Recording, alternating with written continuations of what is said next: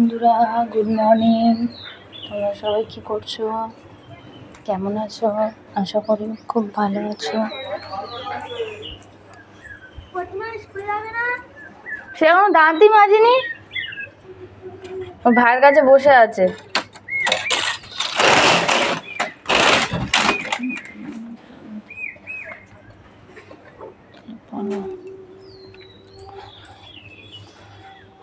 কি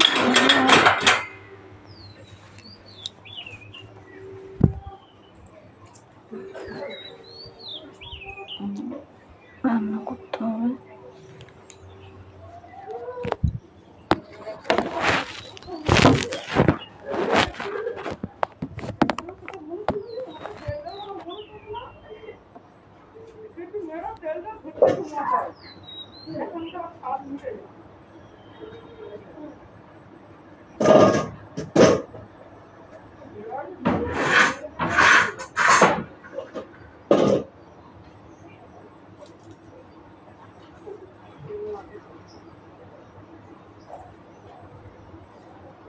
কি রান্না করবো বুঝতে পারছি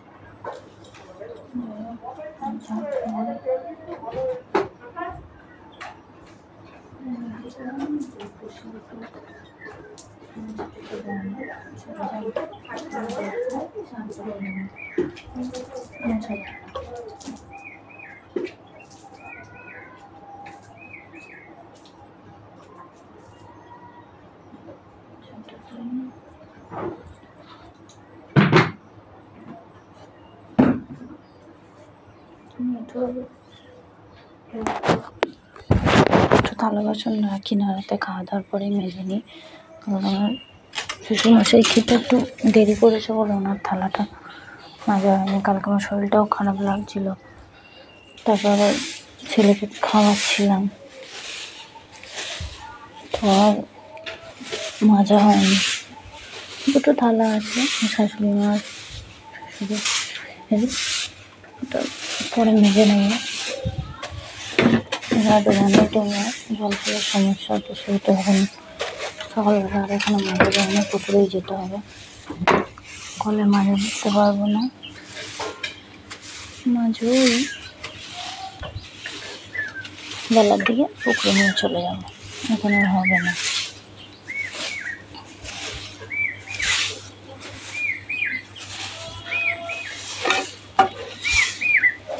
অনেকেই আছে আমার মধ্যে সকালবেলা রান্না করো, সকালে অনেক চাপ, আর যাদের ছোটো বাচ্চা তারা তো জানেন।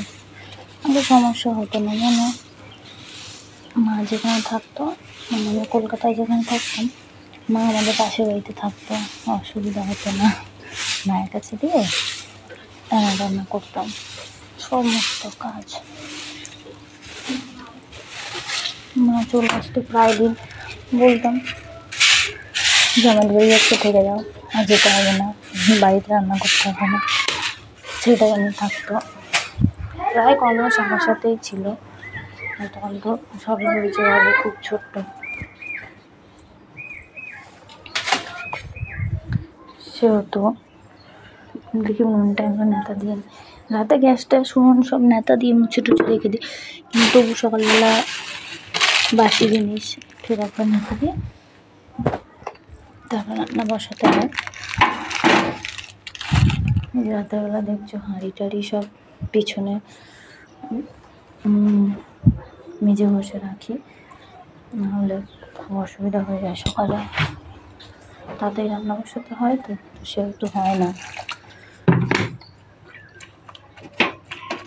যারা যারা সকালে রান্না করো তারা তো জানাই, সমস্ত কাজ সেরে না রাখলে খুবই অসুবিধা হয়ে যায়।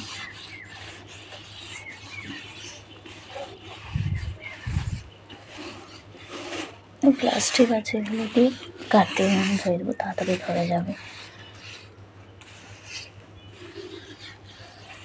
শরীরটাও খুব খারাপ বন্ধু, কালকে থেকে প্রচণ্ড পায়ে যন্ত্রণা হচ্ছে।